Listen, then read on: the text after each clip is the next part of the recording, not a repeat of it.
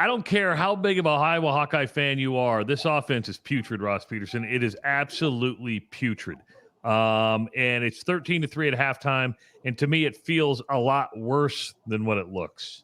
It's not fun, man. It's not. It's not a fun team to watch, except for on defense. They are a really fun defense. No, it's so weird that you have more fun watching this team when they don't have the ball, man. It's a broken record, which, by the way, is a phrase that we're going to have to explain to our younger listeners at some point, right? Because that doesn't mean they broke a record. It means we're on repeat, because a broken record anyway. You know, some of this is kind of hard to see, but right here, 156 yards of total offense for Kentucky, 126 for Iowa. I think the big one right here is look at third down conversions. Yep. Iowa 0 for 4, Kentucky 4 for 7. They've run 33 total plays.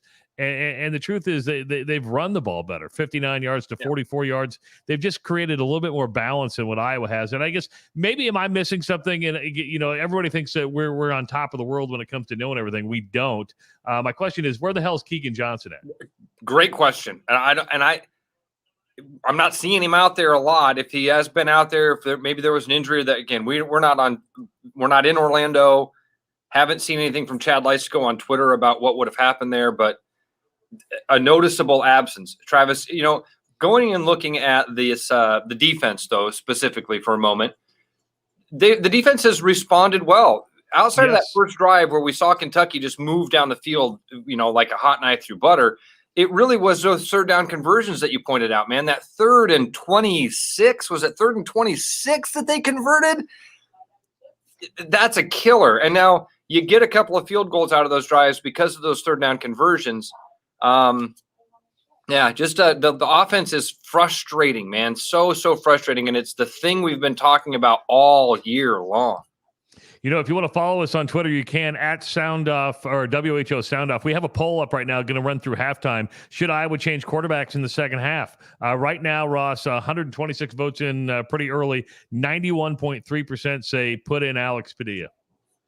And Trav, at this point, I'm okay. Yeah, I'm in the yes category of this. For the majority of the year, I've said it isn't going to matter, that Alex Padilla is not going to be a whole lot better than Spencer Petras. While I still hold to that, we've seen the shot of energy it gives this offense to change the quarterbacks. Even when they've gone back to Spencer Petras, making that little change up, because they are two different guys. Alex Padilla does have a little bit of that playmaker ability. He's going to be a little bit more elusive.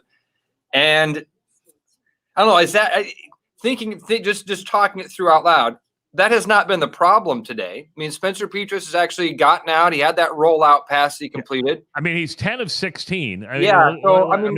Let's go back to the. I'm gonna agree with the 90% still and say it's gonna give a shot of energy. Yeah, he's 10 of 16, 82 yards. He does have the picks. So it's. I don't know. There's something lacking here. The weird thing is, and I can't believe I'm going to say this, because this is going to make a lot of people mad. It really is. Here Iowa sits at 10-3, and God, this feels like 2014 all over again. This feels like the Tennessee game where I don't know, just something's not right. It's ugly. It's ugly. All right, Travis, I will tell you what it is, man. It's not fun. That's fair. It's like we're sitting here watching this team throw the ball 3 yards on 3rd and 9. We're watching, end of the game. You got 30 seconds there at the end of the half. We all want this like video game thing to happen, right? Where you got 30 seconds. Come on, let's light it up. Put the ball down the field. That's not what I'm frustrated about, is that they're not doing the video game thing. I mean, listen to what Ed says at the end of that call. He's got a chance. Nico Regani's in man-to-man coverage along the sideline, and he's streaking down the field. Take that shot. That's what we want as Hawkeye fans, is just, and maybe that we want that chance, that throw the ball down there in those situations. What's to lose? Now, you might get a Brock Purdy type moment there, right? Yeah. But anyway, I think that's what Hawkeye fans would have preferred. Travis says, does Phil Parker ever get tired of having a top 10 defense year in and year out, but the Iowa offense can never move the ball? You would think. You would think. But yeah, but I don't know what that I don't know what that how that manifests. Like if Phil Parker is upset with it, what does that mean? He's not going to leave. Yeah, no, he's not. I mean, this team's pretty well gelled. I mean, they're together. There's no doubt about it. But as a defensive player, drive you nuts that you do everything you can to keep and listen, it could be worse. Holding them to what 2 field goals and a touchdown. That first drive, they really responded well. They adapted well. They made adjustments and 2 field goals after that. But still, Kentucky now starts the second half with the football, Ross. And I'm kind of with Aaron. I wish it was 10-7 instead of 13-3 because it just seems like Kentucky 3 points at a time. I don't feel like Iowa's gonna. If Iowa doesn't force a turnover, and that's what look, Iowa doesn't have a pick yet. Remember against Wisconsin, against Purdue, the games it lost didn't force any turnovers. If it doesn't force a turnover, boy, it's going to be hard for this team to get back into this thing. It really is. Because the offense can't push the ball across the goal line, because Kentucky is running the ball effectively and seems like they're going to be able to continue to put themselves into field goal range. I don't think Kentucky's done scoring. They might be done scoring touchdowns, but I don't think they're done scoring.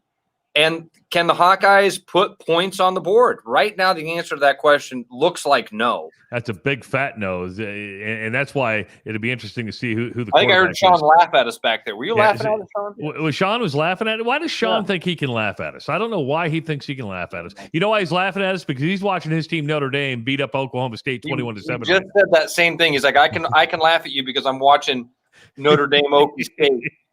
So here's the deal. Enjoy the rest of the halftime. I have a feeling the Jethro's Barbecue Sound-Off tonight is going to be entertaining, all right? You're going to be sitting in the comfort of your own home because it's like a whiteout in Des Moines right now. The snow's falling throughout central Iowa. And Ross is going to go to the window and show you what it looks like outside over on Grand Avenue. Yes, it's lots and lots of snow. We are scheduled to start at 5 o'clock this afternoon. We're going to be on the air until 8 o'clock. That's Grand Avenue. All right. We're going to be on the air till 8 o'clock tonight. We're going to be on the air till 8 o'clock tonight. Win or lose, I think it's going to be pretty passionate Hawkeye fans going to give their parting thoughts on this offense that has been putrid all year, and it's been putrid today. And we don't just say this. Here's what I'm really looking forward to. This game is flying by. So we might be on the air at 4. Well, we're going to get 4 hours of the three of us hanging out, being silly. It's the end of the year, so we get to talk about all sorts of stuff. I'm really excited to be on the air tonight, man. This is going to be a really fun show. I don't know how much Hawkeye conversation we're going to get or how many phone calls we're going to take, but I promise you we're going to have a blast. Yeah, I think you're going to get quite a few because people are going to unload on Brian Ferentz, are going to unload on Kirk Ferentz over this offense. Listen, they love Kirk Ferentz. Kirk Ferentz will get a statue in front of Kinnick Stadium, no doubt about it. But the just inability to adapt on offense and wanting and there's no imagination here. There's nothing. It's sad to watch. It's hard to watch. It's painful to watch, and that's why this defense. And that's why this defense needs to create a turnover. If it doesn't create a turnover in the second half, I'm telling you right now, Iowa loses this football game, and people are gonna be scratching their heads. Okay. My internet seems to be lagging a little bit. It's kind of fun when I do this. It goes real weird. That usually happens when I take a gummy. So start to see the trails. Yes. All right. I'm going to go get something to eat. Get your Jethros. Order your Jethros now. Have it delivered to your house. We'll be back after the third quarter. Enjoy the rest of the halftime, everybody. We'll see you then.